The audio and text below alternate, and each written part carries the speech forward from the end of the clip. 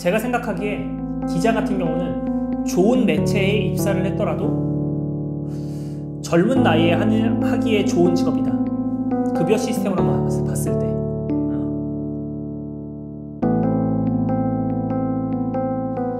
자, 하이 여러분, B급 기자입니다. 오늘은 지난 시간에 예고했던 언론사, 기자의 월급 시스템을 파헤치는 시간을 해볼 겁니다. 먼저 저 같은 경우는 다양한 급여 형태를 경험을 해봤습니다. 주 단위로 급여를 받는 아르바이트를 해본 적도 있고요. 공무원 형태의 급여를 받는 직업군인, 장교로 군 생활을 했었고요. H그룹에서 대기업의 급여 형태를 경험을 해봤어요. 그리고 지금은 언론사의 급여 형태를 받으면서 생활을 하고 있죠. 근데 제가 단언컨대 언론사의 급여 형태가, 그것도 기자의 급여 형태가 가장 기괴했어요. 가장 특이했어. 그걸 제가 상세하게 설명을 해드릴게요. 먼저 언론사의 급여 시스템을 이해하기 위해서는요, 연봉제와 호봉제를 구분할 수 있어야 돼. 먼저 연봉제는 어떤 급여 시스템이냐면은 대기업이나 대부분의 민간기업, 최근 10년간 입사한 사람들, 이런 사람들이 대부분 적용을 받고 있는 게 연봉제라는 급여 시스템이에요. 연봉제의 핵심 키워드는 뭐냐면요, 대기업 기준이야. 대기업 기준. 높은 연봉과 승진이야. 다음으로 호봉제는 뭐냐면요, 공무원이나 공공기관, 일부 민간기업, 오래된 민간기업이에요. 호봉제의 키워드는 뭐냐면요, 낮은 연봉과 호봉이에요. 이 호봉은 다른 말로 해서 연차야. 얼마나 회사에 오래 다녔는가. 물론 이게 취업 준비하시는 분들 중에서는 이 연봉제와 호봉제를 구분을 못 하실 수도 있을 것 같아서 내가 그래프를 그려볼게요. 먼저 연봉제부터 그래프를 그려볼게. 대기업 기준이야. 연봉제는 급여의 처음 시작점이 좀 높아. 요 정도 된다고 치자. 입사한 뒤 몇 년 동안 이렇게 쭉 그대로 가. 한 3, 4년 지나서 이렇게 급여가 팍 뛰어. 그리고 이렇게 쭉 정체기가 와. 다시 팍 뛰어. 다시 정체기가 와. 또 확 뛰어. 계단식 급여 형태가 연봉제예요. 호봉제는 급여 시작점은 좀 연봉제보다 낮아. 호봉제 같은 경우는 연봉제가 이렇게 쭉 멈춰있는 사이에 서서히 올라. 이런 식으로 와서 이렇게 돼. 요 지점에서 이제 연봉제와 호봉제가 뒤집히는 순간이 올 수도 있는 거지. 이런 급여 그래프라면 여러분은 어떤 급여 시스템을 선택하고 싶으세요? 상당수가 연봉제를 선택하고 싶을 거야. 호봉제가 이렇게 쭉 꾸준히 올라도 이 기간 동안에 연봉제가 돈을 많이 벌잖아. 근데 함정이 있어. 연봉제의 핵심 키워드를 내가 뭐라고 했지? 높은 연봉과 승진이라고 했잖아. 이 연봉제 그래프에서 이 수직적으로 급여가 확 뛰는 구간, 이 구간이 승진이야. 다시 말해서 승진을 하면 돈을 많이 받는데 승진을 못하면 연봉이 이런 식으로 스테디가 되는 순간이 오는 거야. 만년 대리, 만년 과장, 만년 차장, 이런 게 이 연봉제에서 나오는 모습이에요. 처음에 높은 연봉을 받았던 이 사람이 대리로 승진을 못하고 쭉 한 10년을 그냥 평사원으로 다녔어. 호봉제 급여를 받는 공무원이 한 7, 8년 근무를 하면은 이 연봉제를 받는 대기업 직원을 따라잡을 수가 있는 거야. 이런 게 연봉제와 호봉제입니다. 그렇다면 기자는 어떤 포지션에 있을까? 기자도요, 호봉제를 적용받는 기자들이 있고 연봉제를 적용받는 기자들이 있어요. 입사한 지 오래된 사람들은 근로계약을 할 때 호봉제로 근로계약을 한 기자들이 있어요. 예전에 오래전에 입사한 사람들. 근데 최근에 입사한 저 같은 사람들이나 저랑 비슷한 연차에 있는 선배들 같은 경우는 대부분 연봉제를 적용을 받고 있어요. 자, 그러면 연봉제를 기준으로 내가 기자의 급여 시스템을 다시 설명을 해볼게요. 대기업 수준의 연봉을 받는 기자가 이렇게 있어. 근데 기자들 같은 경우는 승진이 되게 드물어. 대기업 같은 경우는 주임으로 입사해서 대리를 달고 과장을 달고 차장을 달고 뭐 부장을 달고 뭐 본부장이 되고 그 다음에 뭐 상무보, 상무갑 이런 식으로 계속 승진을 해.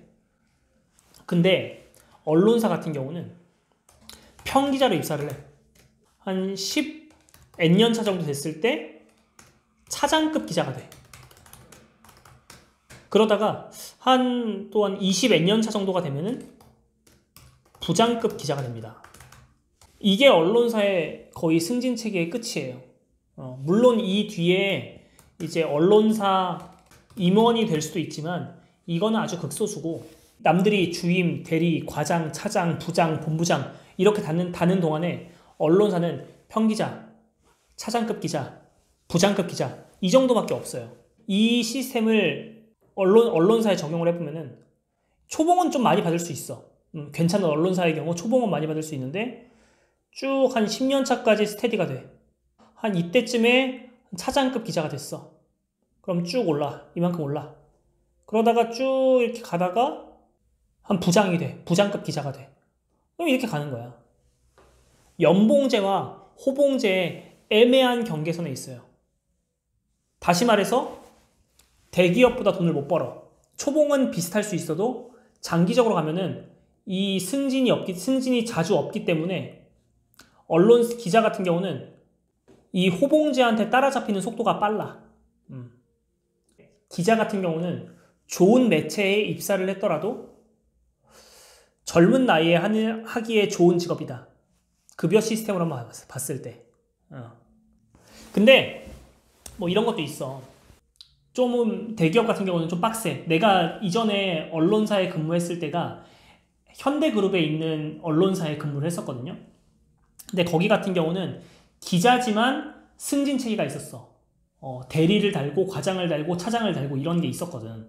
이때 그 회사 같은 경우는 조금 구조조정 같은 걸 좀 빡세게 했어. 40대 후반인데 뭐 한 차장을 못 달면 회사에서 나간다거나, 뭐 70년대생 과장들은 다 내친다거나, 약간 이런 식으로 구조조정이 조금 빡세. 대기업 같은 경우는. 근데 상대적으로 언론사 같은 경우는 구조조정 같은데 조금 무른 형태예요. 만약 승진을 못한 만년 뭐 한 차장급 기자가 있다고 하더라도 그 사람을 팍팍 내치지 않아. 그러니까 정리를 해보자면 대기업이 있고 공무원이 있고 언론사가 있다면, 대기업 같은 경우는 높은 급여, 잦은 승진 기회에 엄격한 구조조정. 반면 공무원은요, 낮은 급여, 보장되는 호봉, 사실상 구조조정 없죠. 마지막으로 언론사는 중간쯤 되는 급여, 한 공무원이랑 대기업의 중간 지점쯤 되는 것 같아. 승진 기회 적음, 거의 없지. 구조조정은 조금 없진 않은데 약해. 구조조정 강도 약함. 요렇게 정리를 할 수 있겠습니다. 그리고 기자의 급여 시스템을 복잡하게 만드는 원인 중에 하나가 바로 취재비라는 명목이에요. 취재비는 업무 추진비야. 기자들이 바깥에서 취재를 하면서 택시도 타야 되고 밥도 먹어야 되고 술도 사 먹어야 되고 취재할 때 쓰이는 돈이야. 취재비의 형태는요, 법인카드로 주는 회사도 있고요, 현금으로 주는 회사도 있고, 계좌로 쏴주는 경우도 있어요. 기본급은 아니지만 제2의 월급이 되는 거지. 그러니까 기자의 급여 형태는 기본급과 취재비로 나뉩니다. 당연히 취재비를 이만큼 주니까 기본급은 당연히 이렇게 낮겠지. 그래서 이 둘을 합쳐서 월급으로 보는 게 사실상 맞는 거죠. 예를 들어서 뭐 기본급이 200이다. 취재비가 100만 원이다. 라고 했을 때 사실상의 월급은 뭐 300만 원 꼴이 되는 거지. 이런 시스템입니다. 그렇다면 취재비 존재의 장점은 뭘까요? 취재비를 준다는 거는 기본급이 낮다는 소리야. 기본급이 낮으면 장점이 뭘까? 세금을 적게 내. 소득세가 적잖아. 300만 원한테 3.3%를 떼가는 거랑 200만 원한테 3.3%를 떼가는 게 달라요. 반면 취재비 존재의 단점도 있어요.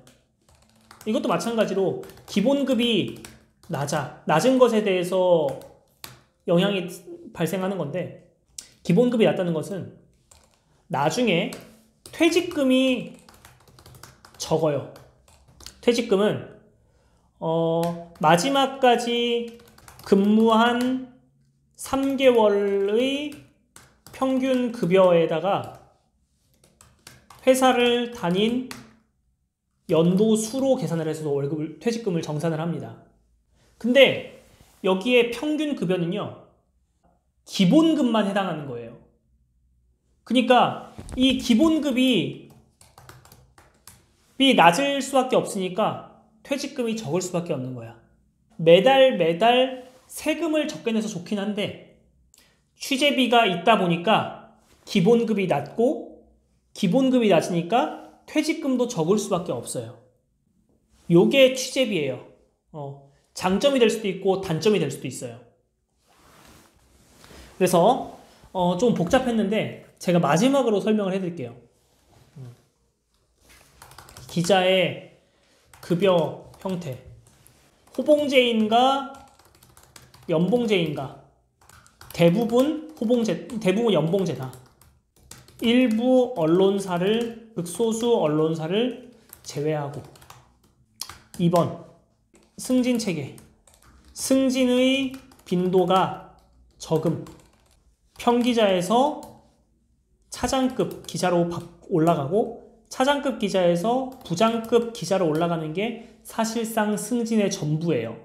이 말은 즉슨 급여가 팍팍 뛰는 구간이 몇 번 없음. 대기업 같은 경우는 대리, 과장, 차장, 부장, 본부장 이렇게 많은데, 기자들 같은 경우는 평기자, 차장급, 부장급 이렇게밖에 없으니까 급여가 팍팍 뛰는 구간이 적어요. 요건 단점이야. 반면 승진이 적다 보니 구조조정의 강도도 상대적으로 약함. 승진이 자주 없다 보니 승진을 기준으로 내보내고 남아있는지를 결정해주는 구조조정의 강도도 약할 수밖에 없는 거예요. 그리고 마지막으로 3번 취재비. 취재비란 업무 추진비다. 형태는 법인카드로 줄 수도 있고 현금으로 줄 수도 있다. 근데 이 취재비가 있음으로 해서 기본급은 낮아진다. 기본급이 낮아지면 세금은 덜 뗀다. 반면 단점은 기본급이 낮아지면 퇴직금이 적고, 그 다음에 은행에서 대출 받을 때 한도가 적게 나온다. 요 정도가 되겠습니다. 이게 기자급여의 끝이에요. 다만 초봉이 많고 적고는 언론사의 매체의 영향력에 달려있다. 조선, 중앙, 동아 같은 경우는 취재비도 많이 주고 초봉도 높아. KBS도 마찬가지고 MBC도 그럴 거예요. 반면 중소 언론사에 가면은 취재비도 없으면서 기본급도 그렇게 높지 않을 거예요. 제가 오늘 설명드린 이 급여 체계는 큰 언론사, 그리고 우리 정도 되는 중견 언론사의 급여 시스템입니다. 요거를 이해하시고 기자라는 직업에 도전하셨으면 좋겠습니다. 정말 마지막 한 줄 평. 기자는 젊을 때 하면 좋은 직업이다.